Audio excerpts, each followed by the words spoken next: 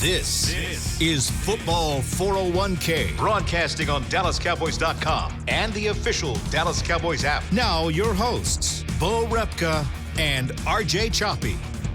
Welcome to episode 7 of the Football 401k. I am RJ Choppy of 105 through the Fan in Dallas. You can catch me with Sean Sharif and Troy Hughes Monday through Friday, 5:30 to 10 on 105 through the Fan.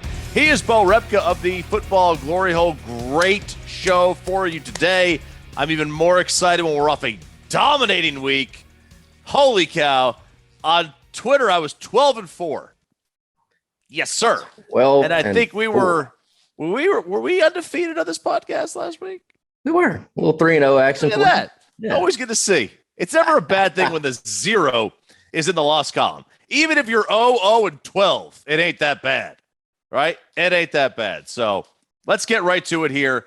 Recapping last week, it was a it may have been one of the best sports weekends of all time when you factor in the fight, the Tyson Fury against Deontay Wilder fight, and then the Major League Baseball playoffs. I mean, it was a tremendous weekend of content in sports. Bama and A&M may have been the highlight along with Texas and Oklahoma, but let's recap that Bama A&M game, man. What a day that was down in College Station.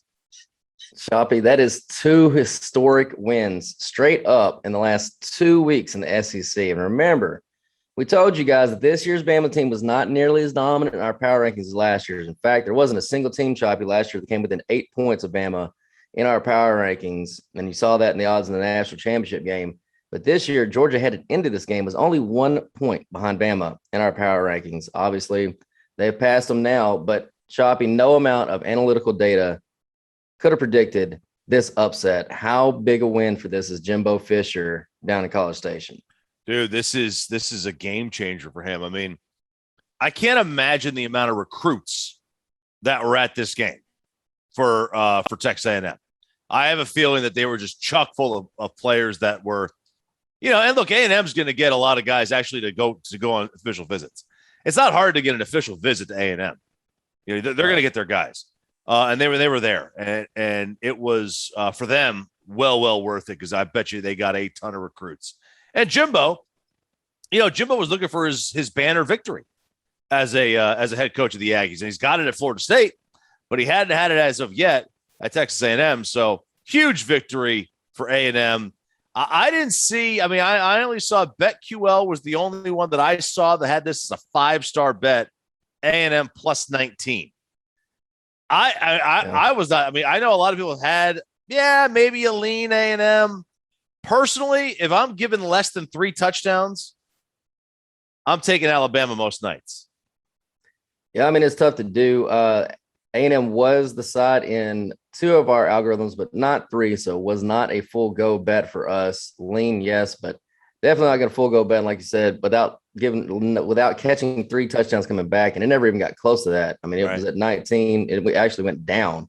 So the money was coming in against Alabama. Now, let's look at what it did to the national championship odds for Alabama. All right. Alabama was plus 175 to win it all before this game. Georgia was plus 190, which speaks again to how close we had them in our power rankings, right? Now, Georgia is plus 100, even money to win it all. Bama is down to plus 250. And Choppy, that's the exact same odds you could have got them at preseason, which, first of all, tells you what a raw deal that you get at 250 preseason when they haven't even played a game. Now they've played half their schedule. They've lost a game, and they're 250 again, which means realistically, at best, they should have been closer to plus 1,200. That's what you should have got as a player. And that's real odds, but that's even with heavy shading to Alabama winning all of their games on the probability. And there's just no value in betting preseason favorites to win championships in any sport. But now the question, Choppy, is looking at, what Bama has to do, the road ahead of them. Would you take the 250 back on Bama? Would you try to catch 2.5 units on them winning the championship at this point? Oh, I'd bet Bama. Yeah, 100%. Yeah. I mean, that's a solid bet. The more value you can get on a team that, like, if I thought Bama was the best team last week, one game making a change at that much. I'm still betting them, and now I'm just going to bet them with a little bit better value.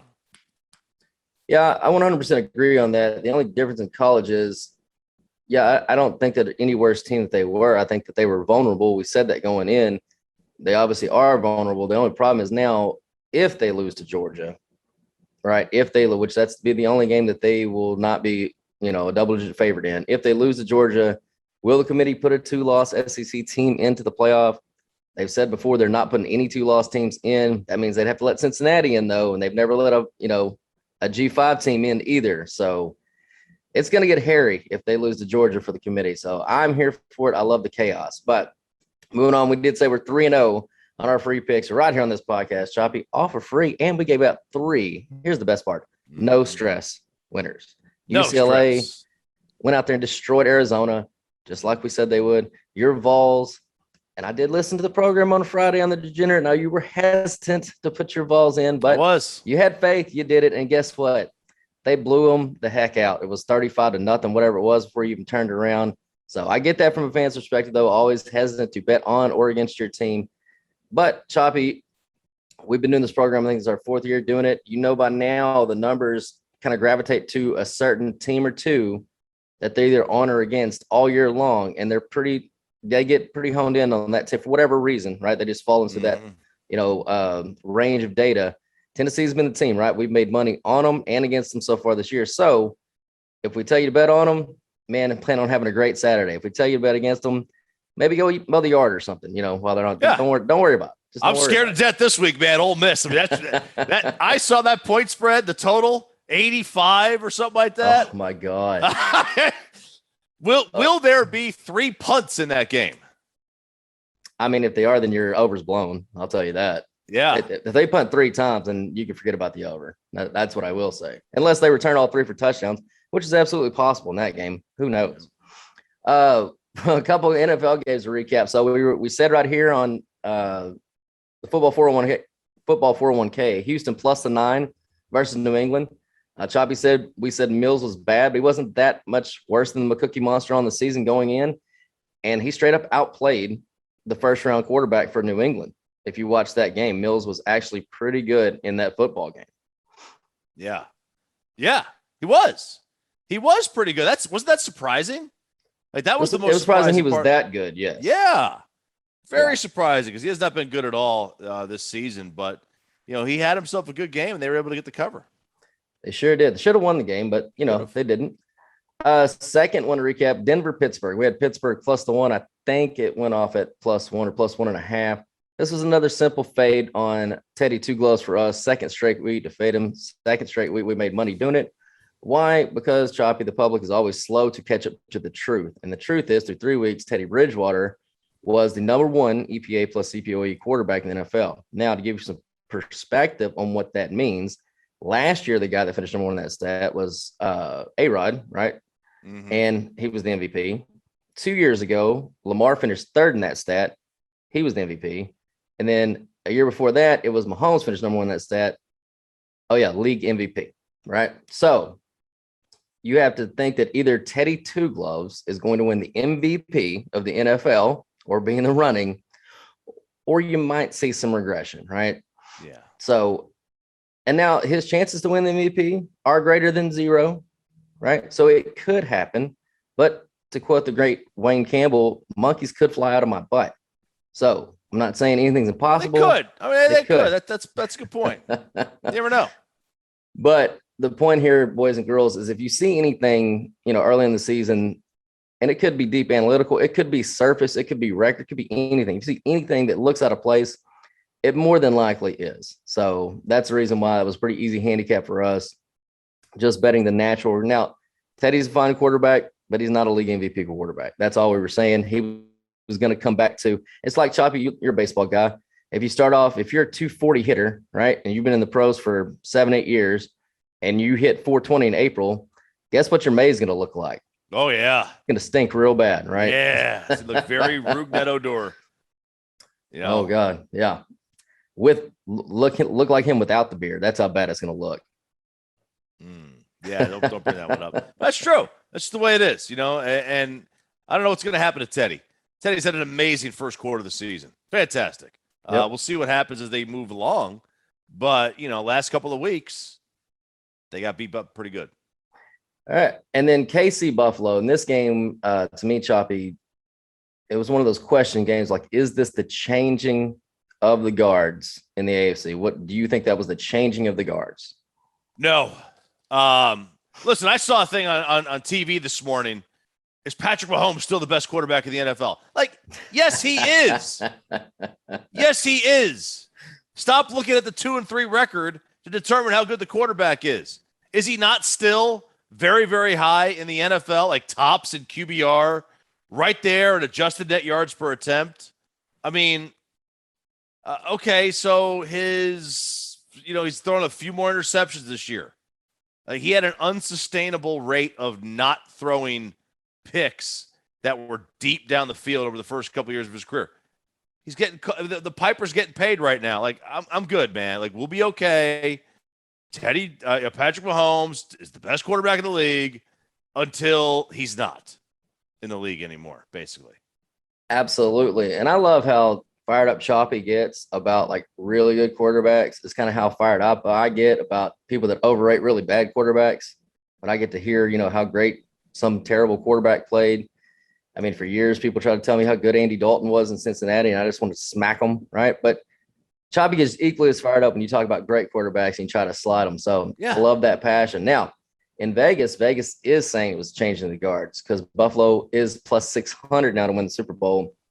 That's the best odds in the AFC.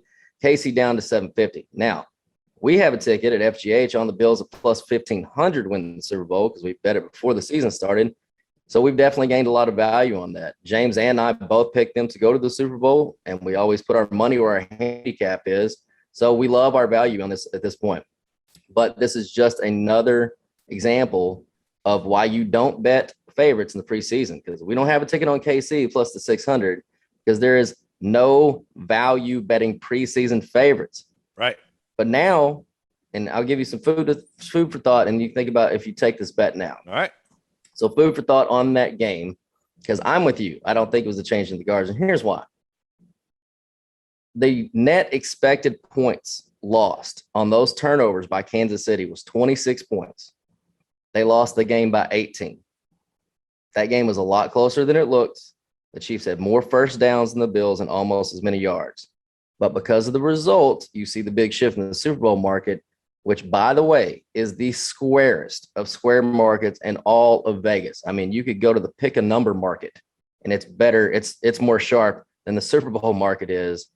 So I think KC is close to having real value now at that plus 750. I honestly don't know if it gets much better. They're going to go to Washington. I do think they scuff a little bit at Washington, but they come out with a victory. But do the Chargers go beat Baltimore on the road? It's going to be a tough task for them. If they do, then your number might get a little bit better. If they don't, then that 750 is going to shrink a little bit. This might be the time to pull the trigger on them if you're going to bet Kansas City. It might be about as good as you're going to get on that value. So, Choppy, are you pulling the trigger plus 750 right now? Yeah, I might. There's a couple of teams that I would like to bet. I would like to see what their numbers at. I'd like to see what the numbers at on the Rams. I think the Rams may have been faded a bit. Tampa certainly has been faded a bit, I think. Kansas City, Cowboys. That's about it. Cowboys are great odds. I think the last time I saw it was 22-1. You don't want Tampa Bay. They're still the odds-on favorite in Vegas because, again, squarest market in town, man. It's the squarest market in town. People don't care that the defense stinks. They see Tom Brady throw for 400 yards and 5 touchdowns. Like, yep, they're going to win it again, right? We don't care that they are, that you and I are the next up on their cornerback list. Literally, I got a letter in the mail the other day, so I got to get. Did you? I got to get in shape. Fantastic. I got to get my hamstrings ready to go, man. There you go. So I would probably take the Chiefs bet. But that Bills bet at 1,500 is phenomenal. Looking great. Yeah, we like that. That was one of our. Could you sell that back to them? Could you sell that back to them right now? Yeah, absolutely. You make some money on it, right? I'm close. I'm close to making money on it. Close to make it. I mean, when I say money, I mean there's a certain margin that we'll sell it back at. I'm not quite to that point yet, but it's close. It's close. Nice. I don't know if you could do that with futures. Yeah, you can, but I mean they're not going to give you hardly anything for it right now because it's still so early. But we get to week 15 and they're 14-1. Then I could sell it back and make a decent penny. Cowboys are 5-0 against the spread. Are they still being undervalued? It's only a 4 point. It started as a 1 in New England, and now it's to 4. A 4-point favorite in New England seems high over the last 20 years, but not this year. Is that are they a team that is being still undervalued? No, and we will get into that in our next section. But I do want to point out that they are 5-0 ATS and Choppy. You have rolled with them every week. You are 5-0. This last week was really the kind of breakover week for us, and they still covered the spread. So when does the value fully shift? We think it's this week. But what I can tell you for sure is they're not going to go 17-0 ATS. That I know for sure, because Vegas is not going to allow that to happen. But we will get it. We will get into that. Maybe it'll be 16-1. It is Possibly. the football 401k. I'm RJ Choppy. He is Bo Repka. Are the Cowboys still undervalued in Vegas, and why they are not, according to Bo? Plus, the Meyer-Gruden effect on the Vegas betting line. It's all coming up next on the football 401k. Before there was a draft, you could size up a cowboy by 3 simple factors: the crease in his hat, the bend of his brim, and his unbending attitude. A man Stetson didn't just protect him from what life threw at him, it projected a rugged, unstoppable spirit. Stetson hats are still American-made with pride right here in Texas. They're still the unofficial crown of all self-respecting cowboys, and Stetson is proud to be on the field with America's team. Find a retailer nearest you at stetson.com/cowboys. The Cowboys way, where 16 Hall of Famers and 5 championships shows us what success looks like. Where turkey is always the second best part of Thanksgiving Day. Where we are all defined by one single thing, the star. Where we as fans know it's our job to keep the tradition going. Bank of America is proud to be the official bank of the Dallas Cowboys and to support the quest of living life the Cowboys way. Copyright 2020, Bank of America Corporation. Want to use what the pros use? How about the official men's skincare brand of the Dallas Cowboys, Jack Black? Right now, you can get the Jack Black Starter, a curated collection of Cowboys locker room favorites for just $10 with free shipping. The starter includes 4 Jack Black skincare favorites, plus a full-sized intense therapy lip balm. Go to getjackblack.com/cowboys and use the code word TEAMJB. That's getjackblack.com/cowboys. The Jack Black Starter, $10, free shipping. Honey, big news. Gary, are you okay? Oh, I'm not Gary anymore. I'm Jackie Flash. What? See, I want the latest smartphone, but the best deals are only for new customers. So, to get a new customer deal, I changed my name to Jackie Flash. Okay, but the best smartphone deals at AT&T are for everyone, new and existing customers. That's huge. Then guess who's getting a deal? Is it Jackie Flash? Jackie Flash. It's not complicated. At AT&T, our best smartphone deals are for everyone. Restrictions apply. Visit att.com for details. Back to football 401k. Welcome back to the football 401k. I am RJ Choppy. He is Bo Repka of the Football Glory Hole. We still have our best bets coming up here, where we went 3-0 in this segment last week on this very podcast. But let's get ahead looking at this week with both the Cowboys in terms of if they're under or overvalued. But let's start with the Meyer-Gruden effect. John Gruden, unceremoniously, to say the least, has resigned his position as the head coach of the Raiders. And meanwhile, Urban Meyer, I mean, who knows what the hell he's doing down in Jacksonville? He may have been the guy to leak the emails to the Wall Street Journal. Just get off my back and get on John Gruden's. So, oh, man. what is the effect of these two numbnutses, I guess is the way to say it, in Las Vegas? Well, it's definitely 2 different stories. So start with Jacksonville and Urban Meyer. The obvious narrative last week is that his team quit on him versus a wounded Tennessee team. That's what's being said right out loud in the media. That's simply not true. They're just not a very good football team right now. But if you looked at that game, they actually outgained Tennessee in that game by about 100 yards, and they had more first downs. So Jacksonville just turned the ball over twice. One of them was on the 7-yard line. One of them went for a touchdown, which was the first possession of the game. You know, when you do that as a young team, your confidence is going to be shaken. It's probably not going to go well for you. But you look at the deeper analytics in that game, they really didn't get outplayed that bad. Happenstance happened. Tennessee was definitely desperate for a win. They know they can win that division walking away, and they should after Indy coughed up that game, which, by the way, Baltimore had a 4% chance at one point to win that game. 4%. And they came all the way back and did it. So we love football. Man, if you had Indy in your Survivor League, I don't know why you would, but if you did, or if you had them on the money line, or if you bet them live, woof, was that rough. Yes, but it was. What we said on the FGH podcast, and I heard you, or I think you or Sean, maybe both of you, said if you looked at what the Urban Meyer thing was it really as negative as it being portrayed? Because the truth is we don't know. None of us know. None of us are in there. And unless you're in that locker room, you don't really know. But what I do know is the media will sensationalize anything negative, right? Because positive things in our story. If the real story is 90% of the guys are high-fiving him and saying, hey, man, you know, as good looking as you are, much money, she should have been better looking. She should have been younger. You know, they could have been ribbing him, right? And then one guy, the backup tight end, he's like, you know, I'm a hardcore Christian. I don't believe in this. And he's terrible. And he's the anonymous quote, right? And then all of a sudden, the whole locker room's against him, yada, yada, yada. I don't know.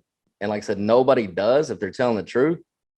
But I can tell you from their play, they did not go lay down on that man. So I think that it's probably not as bad as everybody says. However, I'm not saying Urban Meyer's a good dude. In fact, from everything I've heard, he's actually not a good dude. In fact, I was listening to a podcast earlier this week. One of the best stories I've ever heard was an experienced college writer. He's actually a Heisman voter. He was in one of the college, coaching conventions, Choppy, and they were doing, they do like fun games or anecdotal questions and stuff like that. He said that there was a question if you had to pick any coach in the room to stand with you in a fist fight versus two other coaches, who would you pick? And most coaches were picking, the Bielema's, the Ed O's, the Ty Willinghams, the big dudes, right? You want somebody to stand beside you who can take a punch and deliver something. But one guy who's still a college head coach picked Urban Meyer. And he asked him, why? Why would you pick Urban Meyer? And the coach told him, because every coach in this room hates that MFer and wants to punch him in the face. So while they're beating him, I'm going to walk the hell away from here. That's why I picked Urban Meyer. So obviously, he's not very well liked. So I'm not saying the good dude's a good dude. I'm not saying those reports are incorrect. What I'm saying is what I saw on the field, what the stats say is they didn't lay down on it. Now, the Raiders, on the other hand, absolutely went out there and laid down on John Gruden. The question I don't know, did the players know the extent of the emails that we found out publicly Monday night? I have no idea. Mm-hmm. But what I do know is they went and lost by 11 points at home to a quarterback who threw for 111 yards and had the fifth worst QBR of the week and is still analytically the worst quarterback in the NFL, unequivocally. That's what I do know. And Choppy, if the players did know the extent of that, that would make sense because there was an email that you and Sean talked about Eric Reed on 105.3 The Fan. I think that you guys nailed it. You said it was the most egregious offense in the locker room, not overall, whatever, but in the locker room, the most egregious offense. And I wanted you to make that point again right here because, first of all, I think you're spot on. And secondly, I haven't heard anybody else in the country highlight that as part of what would really affect the locker room. Oh, thank you, man. The point is, I don't know how the locker room feels about female referees. I don't know. I don't know how they feel about Michael Sam getting drafted. I think I know, but I don't know. I know how they feel about Eric Reed and Colin Kaepernick for the most part. For the most part, I think most players view those two guys as guys who, were willing to give up their careers for something they believed in. Even if you don't agree with what Reed and Kaepernick did or the approach they took, the respect that they were willing to give up for their careers for something they believe in is quite an admirable trait, I think. And I think the point is that, if you're going to bash Eric Reed in that, I don't think that sits well with a lot of the NFL players today. I don't think a lot of the NFL players, they're almost, there's a mafia term. They're made guys. You can't go after them. Right. Like one of the players can maybe go after them, but an outsider, a coach, really can't. You got to get permission to go after Eric Reed or Colin Kaepernick if you're going to do so from the players. I think that's how they view it. So I think that was in the constructs of the locker room. Remember, not overall. You know, overall, what you say about Michael Sam, what you say about women referees, what you say about, well, I mean, obviously the DeMaurice Smith, this aspect is huge too. In the constructs of the NFL locker room, you're calling one of their fraternity brothers, you're calling him out when they view him as a guy who basically martyred himself to get change. That's not going to work. That's not going to work in the locker room. Yeah, man. Like I said, I haven't heard anybody else really highlight that part. And I think that if they did know, right, the players did know the extent or more of the extent before the game, that was evident on the field because they absolutely laid an egg in front of a football team in the Bears. It's not good. And a quarterback, like I said, that is the worst quarterback so far in his young career in the NFL. And he threw for 111 yards and they lost by 11 points. That doesn't happen in the NFL. So I think, like I said, I don't know. And here's the bottom line. From all of this, here's what you should take away from the handicapping perspective. When it comes to something like this, some sort of distraction, controversy, whatever, you know, it's not wise to assume how the players will react because the truth is we don't know. Like Choppy said, their scale of the morality, the scope of the morality, what they care about, we don't know these people. They are all individual people, and nobody outside of the locker room knows what the temperature is. Now, one of the first golden rules of handicap is if you don't know something, try to find out, right? Because if you do and you know something around the market, you can create some value on it. But if you can't find anything that the market doesn't know, right, there's no advantage for you as a player. And if there's no advantage for your player, you do not make a bet because you don't just take narratives. Because here's the thing. If all the media is saying the locker room quit on Jacksonville, well, guess what? Everybody knows or everybody thinks they know the locker room's quit on Jacksonville. That means it's baked in the market. There is no value. And you have to remember what a bet is at its core. A bet is you telling Vegas they're wrong. They're saying, you know what, Vegas, you're wrong about this game, and I'm right. And Vegas is like every 10-year-old on the playground say, okay, well, I'll bet you for it, right? Mm-hmm. So you should be willing to lay your money down if you think they're wrong, because if you're not willing to lay your money down, then you don't really think that you're right. So that's not a bet. So that's the main handicapping takeaway. If you know something, if your cousin is on the team, something you got some inside information, man, go make your money.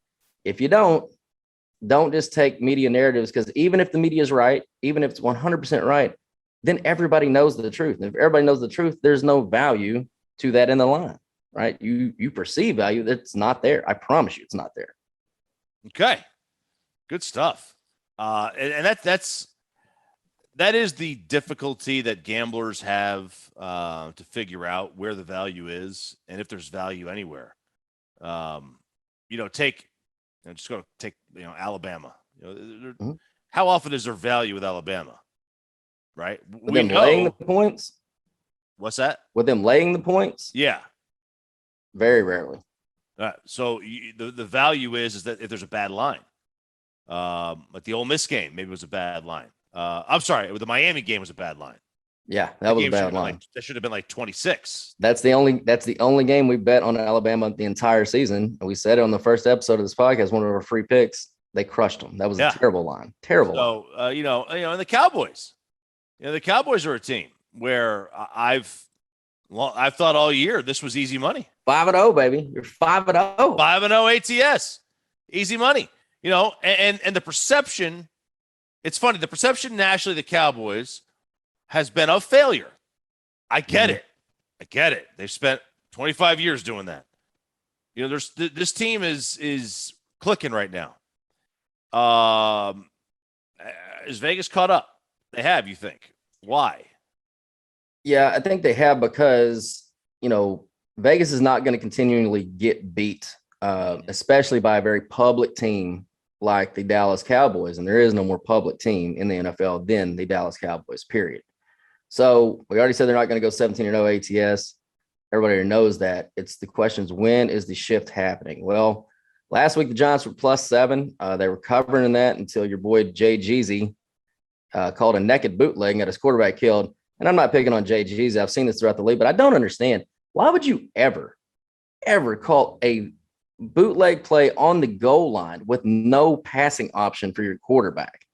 Like, all you got to do is just slip one guy out there, and then the defender has to hesitate for half a second. Guess what? Half a second hesitation, Jones scores. But he didn't. I don't know why. I mean, maybe there's something schematically where you just can't. I'm not a coach. I don't know. It just seems like a weird idea to me, and a really bad one too. But they did do that, and old Dumbface Jr. got knocked out right there on the goal line, and that was that. So we look ahead to this week. Now, from all the teams that Dallas has faced so far, the best comp for New England is Carolina. They're both top 10 defensive DVOA. They're both bottom third in offensive DVOA. And Carolina, by our power rankings and the advanced analytics, is slightly better than New England so far, about half a point. But here's the rub. Carolina is a point better than we projected them in the preseason, but they're trending downward quickly. New England is about a point better than we projected in the preseason, and they're holding steady. Dallas is only half a point better than we projected in the preseason, but we believe, in fact, I know we were higher on the Cowboys than the market was, and that's why Choppy is led to 5-0 success, because we thought the Cowboys were going to be better than Vegas did, obviously, going into the season. We've seen value every week, and that's why they're 5-0. So the Cowboys had the market beat early in the season. But if you think Carolina's better, or a point better than projected, New England's a point better than projected, Cowboys are half a point better, but we were the highest on them. So let's call it a net zero now that the market's caught up. They're basically all about the same amount better than the opening market. Well, preseason Carolina was -5 or +5.5 in Dallas. At kickoff, that was -4.5. Now, flash forward to this week. This game preseason, New England -1. Now it's Dallas -4. That means two things. Since home field's about 2 points right now in the NFL, that means New England will be +8 in Dallas. That means New England is 2.5 points worse than Carolina. We already told you they're only about a half a point apart. That would also mean that New England was overrated coming into the season and Dallas is underrated. Now, maybe both of those are true in the market, but not by us. Both have been upgraded to a net zero respective advantage in our power rankings. So what we're saying is that the value in this game is on New England. And for the first time all season, the Cowboys are getting overvalued. Now, that doesn't mean the Cowboys won't win. They're clearly the better team. So it doesn't even mean that they won't cover. But it does absolutely mean they are being overvalued. And you have to ask yourself, will the turnovers continue, right? If you win the turnover battle, that's 73% winning ATS in the NFL. Will the injury luck to other team star players hold out, right? The McCaffrey, the Jones, the Barkleys, the Galladays, all the things that have happened. If all that continues, then yes, the Cowboys will continue to cover. But I mean, they're going to continue to win football games regardless. They're a really good football team. They're now top 5 in our power rankings. So will they continue to cover this margin? Again, a lot of things got to go right for you to beat Vegas once Vegas gets a beat on you. I think Vegas has the beat on them now. So we'll see about the margin. But again, they are a better football team than New England. They should go win this football game for sure. Man, I do find it fascinating how things can shift the perception. Once the public figures it out and the public's going to start betting, and there's a lot of Cowboy bets out there. It's interesting. They're overvalued now at 4 points. That's surprising to me. I would have thought overvalued at 6 on the road, but you're the numbers guy, not me. You know way more about this than I do. All right, so that is the look ahead at this week in the National Football League. We will have our best bets coming up next on the Football 401k.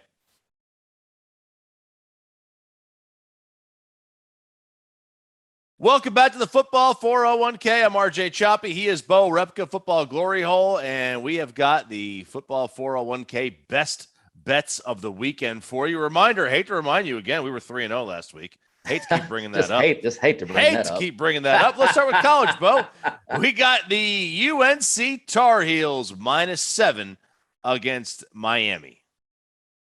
Yeah, this line is undervalued here by about 4 points. UNC is being severely downgraded here due to that loss against Florida State, who is now 2-4 on the year, and they stink. But UNC was a 16.5 point favorite in that one and lost outright. Well, Florida State is mid-50s in our power rankings, and guess what? So is Miami. So the line going from 16.5 to 7, way too much of a marking correction. UNC lost the turnover battle to Florida State in that game, and the bigger rub was Florida State was 3 for 3 in the red zone. UNC was only 1 of 3. On the season, UNC is 83% in the red zone scoring the ball, and Miami is 100% giving up red zone scores on defense all season long. On the flip side, UNC only gives up scores 78% of the time, and Miami stinks in the red zone. They only score 71% of the time. Big matchup here advantage for UNC as they're gonna right the ship against Miami in this conference. I love UNC to win by double digits here. Go Tar Heels. All right, Carolina -7 over Miami. How about Baylor and BYU? Baylor's been an upstart team this year. BYU looked slow this week against Boise State. Why will Baylor give the Cougs their second straight loss? Man, they got to get those bicycles in gear up there. The boys from BYU are ranked 19th in the country, Choppy, still laying 6 points into the public. They might not understand, and they might be against us. I kind of hope they are. And I'm sure every fake handicapper on Twitter will be on BYU who works for a sports book or something, right? They'll be the darlings this week. They'll be the darling dogs. But here's why the Sharps will be on Baylor. BYU has two wins over top 25 teams this year, Arizona State and Utah. And in fact, BYU won us money on the Utah game for further proof that, we like BYU. We like BYU as a football team, but not this week. The story behind those wins, BYU has not beaten a single team in the top 20 EPA on offense besides Arizona State. And in that game, Arizona State outgained BYU by 100 yards, but they committed 4 turnovers and had 17 penalties. Woo! I didn't even know that was possible. Woo-hoo-hoo. Well, Baylor's 20th overall in EPA on offense, and their only loss was to OK State, who's 27th in the country EPA on defense. BYU is 69th EPA on defense. Their defense is not great. So translation, Baylor will be scoring the ball early and often. BYU will not be able to keep up. Our model has Baylor scoring around 35 to 40 points in this game. BYU finished around 20 to 25, so sick 'em Bears. All right, finally to the NFL. Jacksonville plus 3.5 over Miami. Do the Jags get their first win of the year? Man, they do. I'm calling it right here. Woo! First off, all right. So Miami is one of the 3 worst teams in our power ranks in the NFL. So is Jacksonville. So I'm not going to say, this could be dominant either way. But this line is telling me that 2 is definitely a possibility here. In fact, I think that Vegas is kind of expecting him to play. But the Miami offense has been abysmal with or without Tua. They're 29th in DVOA so far on offense. The Jags, surprisingly, are 23rd in DVOA offense, which is still really bad, but it's better than 29. And Trevor Lawrence has not been good, but their rushing attack is second in DVOA in the league, and the Dolphins on defense are 21st in rushing DVOA defense. So coupled with the fact that they have the 20th best rushing EPA defense, that tells the story that Miami cannot stop the run. Every young quarterback, Choppy, they need a running game. So now Jacksonville has been terrible on defense. However, if Tua starts, it'll be his first game coming back. They're going to have limited practice time because they're going to London, right? So you worry about him being poorly prepared for this game. And now here's the value part. This is essentially a neutral field, which would mean the Dolphins are 3.5 points better than the Jags. While by our power rankings, they're actually a point worse than Jacksonville. So now insert Tua. Let's give them the 2 points from Brissett to 2. I think that's fair. Even if you said 2.5, that means Miami's either half a point or a point favorite. That means you're getting either 3 or 2.5 points worth of value here to the Jags. And while the coach and the quarterback have not made this trip for Jacksonville to London, the organization has made it more times than any other team in the NFL. And, they'll have at least a slightly pro Jacksonville crowd there in London, right? And that's more than they probably have in Jacksonville. So kind of a home team. The organization definitely knows this place inside and out. They know how to make the trip. They know how to be successful over there. And yeah, I'm calling my shot. Jacksonville gets their first win of the season right here. And now take the plus 3.5, just in case I'm wrong, sprinkle something on the money line. But we do see a quarterback that is trending up in spite of popular opinion. He started 32nd, in EPA plus CPOA. He's up to 30th. That's positive movement, Hey, baby. good movement. Good movement. And the last thing on this game, Jacksonville is one of the best adjusted sack rate blocking offensive lines in the NFL. Miami is absolutely one of the worst. That equals time for Trevor Lawrence and probably trouble for Tua. Very good. Okay, Pizza Money Parlay. Wyoming plus 140. Kent State plus 215. UTEP plus 212. We're going to hit one of these this year. We're going to hit one of these this year. We've been so close. Man, we've been dancing all around it. So I hope this is the Saturday that we do the money dance, baby. And by the way, we already 1-0 this week. You la little Raging Cajun action last night on a Tuesday. If you don't think it can go up on a Tuesday, you obviously have not heard that song and you're not following closely enough because there's always money to be made, baby. All right, always money to be made. Bo, where can we find the Football Glory Hole? You can find us at thefootballgloryhole.com. You can find us on Twitter at FGH Vegas, and you can find our podcast, The Football Glory Hole Podcast, anywhere. And I mean anywhere you find podcasts. I'm RJ Choppy. Catch me weekdays, Monday through Friday. That's also weekdays, too. I was redundant on 105 through the Fan and 105throughthefan.com in the Odyssey app. Myself, Sean Sharif, Troy Hughes, 5:30 to 10, also on Twitter at RJ Choppy. Let's win some money. For Bo, I'm RJ. Talk to you next week on the Football 401k.